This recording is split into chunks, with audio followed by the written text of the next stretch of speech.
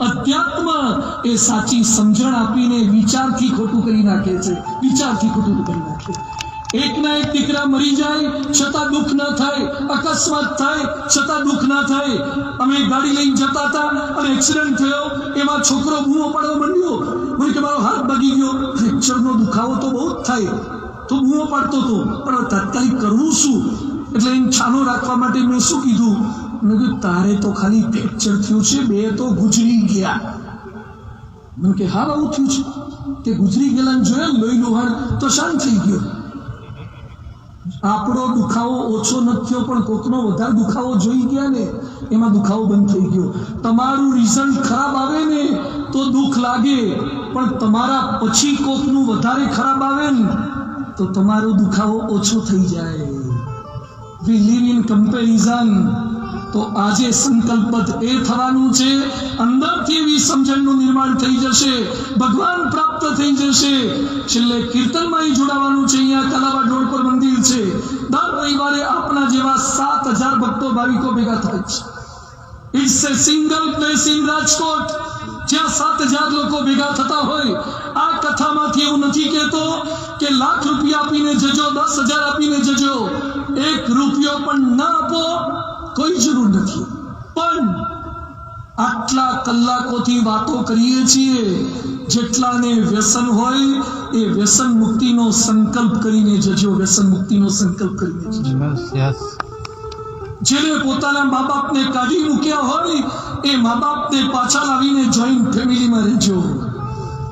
જેને સાસુઓના ઝઘડા હોય અને અબોલા થઈ ગયા હોય એ માફ કરી દેજો, માફ કરી દેજો, જતું કરજો. જે કંઈ ખોટું કર્યું હોય એની બીજા કોઈ આગળ ભૂલો માફી ન માગો તો ભગવાન આગળ તો એકવાર માફી માગી લેજો, એ માફ કરી દેશે. ભગવાન આગળ માફી માગી લેજો, એના બનીને થઈ જજો. એક બાઈક ઉપર પતિ આગળ બેઠા હોય, પત્ની પાછળ બેઠી હોય, વચ્ચે છોકરો બેઠો હોય અને પાછળ એક નાનકડા છોકરાને તેડ્યો હોય, એમાં બમ્પ આવે, રોદા આવે. નાનકડો છોકરો એની માને પકડતો નથી, છતાં એ મલકાતો હોય છે ને નિશ્ચિંત થઈ ગયો હોય છે, એ મોજમાં હોય છે. કેમ મોજમાં છે? ટ્રાફિકની વચ્ચે, પોલ્યુશનની વચ્ચે, બમ્પની વચ્ચે એની માં તો અડધી તો એક હાથે છોકરાને ચાલ્યો હોય, એક હાથે હીરો હોન્ડાનું કે હોન્ડાનું કેરિયર પકડ્યું હોય છે. બાળકને તો ખબર પણ નથી કે હું પકડેલો છું કે છૂટો છું, પણ સાચું ઠેકાણે તો છું, મારી માના ખોળામાં છું. જેમ તમે માતાના ખોળામાં એકવાર આવી ગયા પછી માતા કોઈ પણ ભોગે ઇમ્બેલેન્સ થશે પણ તમને પડવા નહીં દે, એમ ભગવાનના ખોળે એકવાર બેસી ગયા પછી તમને ક્યારે ઉની આંચ ભગવાન નહીં આવવા દે, એને મોજમાં રહ્યા કહેવાય. તો બધાની વિનંતી એ છે, અઠવાડિયે એકવાર ભગવાનના દર્શને જજો. રોજ દર્શન, રોજ ભગવાનની ઘરમાં તો પૂજા, ભગવાનને થાળ, ગીતા, ભાગવત, રામાયણ જે કંઈ હોય વાંચીએ, પરિવારના સભ્યો સાથે એક સમય બેસીને જમીએ, એક સમય સાથે બેસીને જમીએ. તમે લાખ રૂપિયા કમાઓ પણ પરિવારના સભ્યો સાથે એક સમય સાથે બેસીને જમી ન શકો તો એ લાખ નથી પણ રાખ છે, રાખ. એક ટાઈમ તો સાથે જમો, 2 ટાઈમ નથી કહેતો, એક ટાઈમ તો જમો. માતા આગળ બેસો, પિતા આગળ બેસો, મા બાપ આગળ સંતાનો બેસે તો પરિવાર એક થશે. અને એના માટે આ સભા, સત્સંગ અને દીકરા દીકરીને બચાવવા હોય, બધાને વિનંતી છે, તમારા નાના દીકરા દીકરીને બચાવવા હોય. હવેની જનરેશન બહુ સ્માર્ટ છે, એને કન્વિન્સ કરવી અઘરી છે. એક ભાઈ મારી પાસે કલાવાડ રોડ સામેથી જ આવ્યા, મને કે મારો દીકરો બાઈક માગે છે, જો આપી દો ને સગવડ હોય તો. મને કે દીકરો 7મામાં જ ભણે છે, ના આપતા, 7મા વાળાને થોડું અપાય. મને કે હું ના પાડું છું, તું સમજાવો. મને કે બધાય સમજી લીધો, માનતો જ નથી. તો બધું એક કામ કરજો, પછી એને લઈ આવજો. મને કે એને પ્રતિજ્ઞા લીધી છે કે તમે બાઈક નહીં આપો તો ટ્રકની નીચે ઘૂસી જઈશ અને આત્મહત્યા કરી મરી જઈશ. કાલાવાડ રોડ પર આ વાલી રહે છે, એના દીકરાએ આવી પ્રતિજ્ઞા લીધી. એટલે બધું આ તો જબરું કહેવાય. તો એને લઈ આવજો સ્કૂલેથી આવે એટલે. મને કે સ્કૂલે ક્યાં જાય જ છે? એણે નિયમ લીધો છે કે બાઈક આવે પછી જ સ્કૂલે જઈશ. તો મેં કીધું એને લઈ આવો ઘરે જઈને. મને કે ઘરે નહીં, સેમ્પલને બહાર બેહાડ્યું છે, હું તમને મળવા આવ્યો છું. એટલે મેં કીધું તો તમે બહાર જાઓ ને પેલાના આઈસીયુમાં મોકલો. એટલે પેલા વાલીને મેં બહાર મોકલ્યા ને પેલા છોકરાને અંદર બોલાવ્યો, 7મા વાળાને. સાંભળજો પ્રસંગ, કાલાવાડ રોડનો, રાજકોટનો.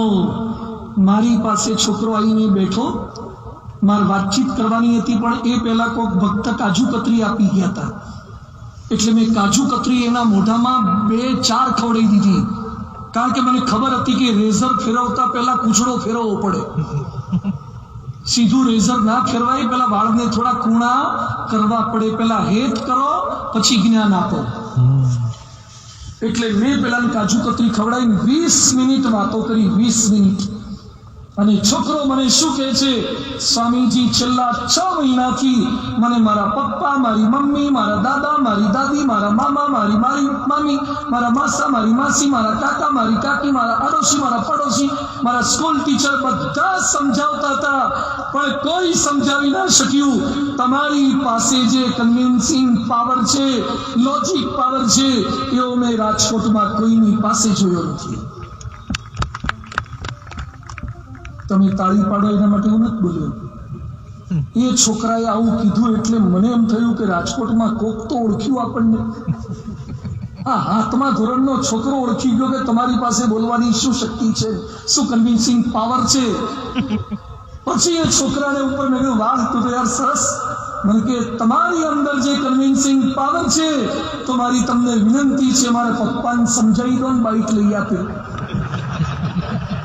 ડોબા 20 મિનિટ આના માટે કાઢી હતી. 4 કાજુ કતરી ખાઈ ગયો હારા. આ નવી જનરેશન સુપર સ્માર્ટ છે, સુપર સ્માર્ટ. એ લોકો અંદરથી જ ડાઉનલોડ કરીને આવે છે. એને પ્લે સ્ટોરમાં જવાની કોઈ જરૂરિયાત નથી. એટલે આપણે એને સમજાવવા માટે હું તો વિનંતી કરું છું, તમે જે ભગવાનને માનતો એ ભગવાનને માનો, પણ તમારા દીકરા દીકરી નિર્વ્યસની થાય એના માટે BAPS સ્વામિનારાયણ મંદિરે સભામાં આવજો. દર રવિવારે સાંજે 5:30 થી 7:30 તમારા દીકરા દીકરી માટે આવજો. બીજી વાત, તમારા દીકરા દીકરીને સારું ઠેકાણું મળે ને એના માટે પણ આવજો. ત્રીજી વાત, તમારા દીકરા દીકરીનું છૂટું ના થાય ને એના માટે પણ આવજો. તમારા દીકરા દીકરી ક્યારે હત્યા કે આત્મહત્યા ના કરે એના માટે તમે આવજો. તમારા દીકરા દીકરી તમને ક્યારે વૃદ્ધાશ્રમમાં ના મોકલે ને એના માટે તમે આવજો. અને મળ્યા પછી ભગવાનના ધામમાં જવું હોય તો આવા સાચા સંતના સમાગમમાં આવજો. એના માટે આ સત્સંગ છે. એના માટે સંતોને કાર્યકર્તાઓ દાખલો કરી રહ્યા છે, પ્રયત્ન કરી રહ્યા છે. આ મહોત્સવને સફળ બનાવવા માટે અમારી સંગીતની ટીમ, અમદાવાદના, રાજકોટના યુવકોએ, નીરવ ને એમના ભાઈઓ, આખી ટીમ બધા અહીંયા આવ્યા છે. એ બધી આખી ટીમના તમામ સભ્યોને જોરદાર તાળીઓથી આપણે વધાવીએ છીએ. ઓડિયો વિડીયો ડિપાર્ટમેન્ટ હોય, બધા વિઝ્યુઅલ ડિપાર્ટમેન્ટ હોય, બધા ડિપાર્ટમેન્ટના 3,000 થી 4,000 કાર્યકર્તાઓને જોરદાર તાળીઓથી વધાવવા છે. અને સાથે આજે અહીંયા ઉપસ્થિત રાત્રે 1 વાગ્યો છે. કાલે એક ભાઈ મને કહેતા હતા, મને કે 12 વાગ્યા પછી જ કેમ સારી ઘટનાઓ બને છે, 12 વાગ્યા સુધી કેમ ચલાવવું પડે, પહેલાં શોર્ટ એન્ડ સ્વીટનો જમાનો નથી. એટલે મેં તમને પહેલાં કીધું હતું, મેં એને કીધું નથી ધુરંધર કેટલાનું છે, મેં કે 3.5 કલાકનું. જો એમાં તો એક બધા ડાયરેક્ટરને કીધું કે આદિત્યને કે માપનું બનાવ્યું હોત તો એમાં બધું થાય છે.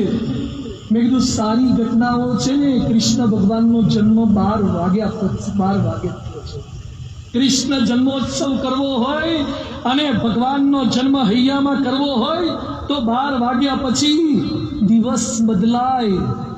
દિવસ બદલાય.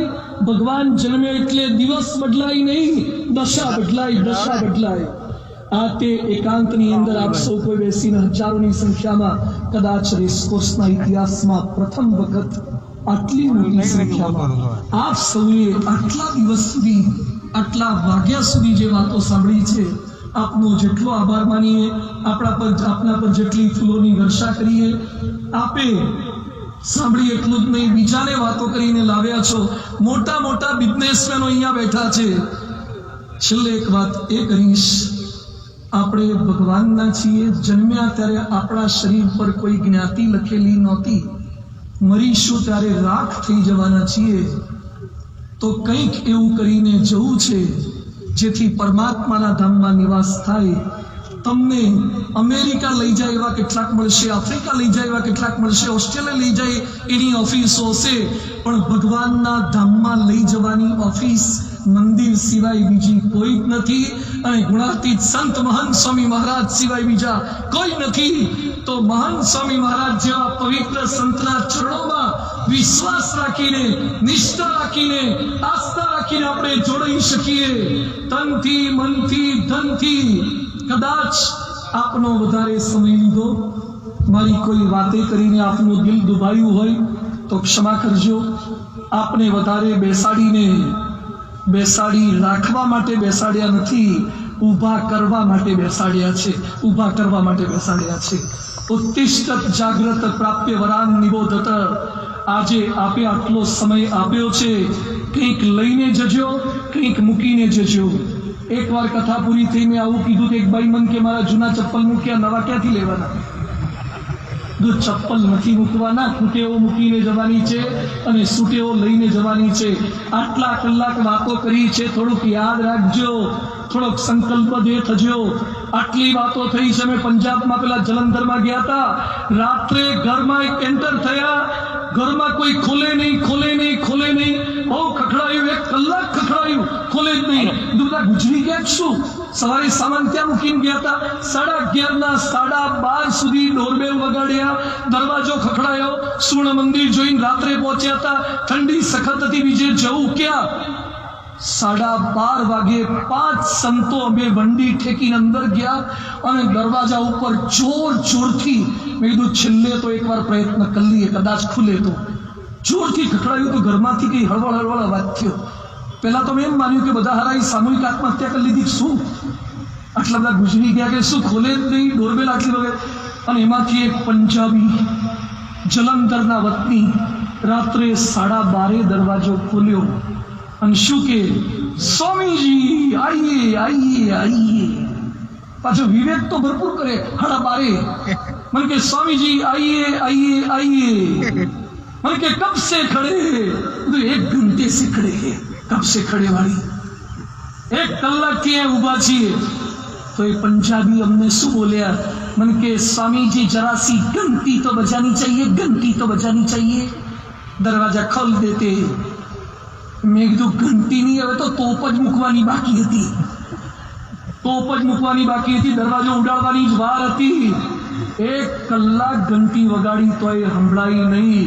અને પાછા કે છે ઘંટી તો બજાની ચાહીએ. એમ મૃત્યુ પામશો અથવા તો મૃત્યુ સમય નજીક આવશે ને ત્યારે ભગવાન યાદ આવશે, સચ્ચરિત્ર યાદ આવશે. અને એમ થશે કે કોઈકે પહેલેથી ચેતવ્યા હોત તો, કોઈએ ઘંટી વગાડી હોત તો ભગવાન તમને કહેશે કે અપૂર્વ મુનિ સ્વામીએ 6 દાડા 2 3 કલાક સુધી ઘંટીઓ વગાડ કરી. હવે કેટલી ઘંટી તારા માટે વગાડું? આટલી ઘંટીઓ વગાડ કરી છે, કેટલું કરવાનું? હવે જાગૃતિ ના આવે તો એલાર્મનો વાંક નથી, આપણો વાંક છે. પુનઃ આવતીકાલે મહિલા સંમેલન છે. ભવ્યાતિ ભવ્ય રીતે બહેનોની કલા, એની ભક્તિ, એનું સમર્પણ, એની સેવા, લક્ષ્મણ રેખાનો અદ્ભુત ડ્રામા છે. એને નિહાળવા માટે પણ મહિલા વર્ગ કે પુરુષ વર્ગ બધા મોટી સંખ્યામાં સાંજના સમયે એ લાવો. મહિલા વર્ગ તો અચૂક એ બધો લાવો ને બધો પરિવાર દીકરીઓ સાથે લાવો પ્રાપ્ત કરી શકશે. પુનઃ પૂજ્ય કોઠારી સ્વામી, તમામ સંતો, બહારથી આવેલા સંતો, અહીંયા આવેલા મહાનુભાવો, સૌ કોઈનો હાથ જોડીને આભાર માનું છું અને પ્રાર્થના કરું છું. અહીંયા જેટલા બેઠા છે, 2 વ્હીલ વાળા 4 વ્હીલ વાળા થાય, 4 વ્હીલ વાળા લેલેન વાળા થાય, લેલેન નહીં, બધાને મારી વિનંતી છે સૂચિત વાળા દસ્તાવેજ વાળા થાય. અને વધારે કંઈ નહીં, પણ અહીંયા બેઠેલો પ્રત્યેક હિન્દુસ્તાની ચાર ધામની પ્લેનમાં યાત્રા કરી શકે ને એટલો સુખી સમૃદ્ધ થાય. અને બીજી વિશેષ પ્રાર્થના કરીએ છીએ, અહીંયા બેઠેલો પ્રત્યેક હિન્દુસ્તાની પ્રમુખ સ્વામી મહારાજે બનાવેલું રોબિન્સવિલનું અક્ષરધામ અને અબુધાબીનું મંદિર સપરિવાર નિહાળી શકે એવો સુખી સમૃદ્ધ થાય. તને મને ધને બધા સુખી સમૃદ્ધ થાય એ ભગવાનના ચરણોમાં ધૂન સાથે આપણે પ્રાર્થના કરી લઈએ.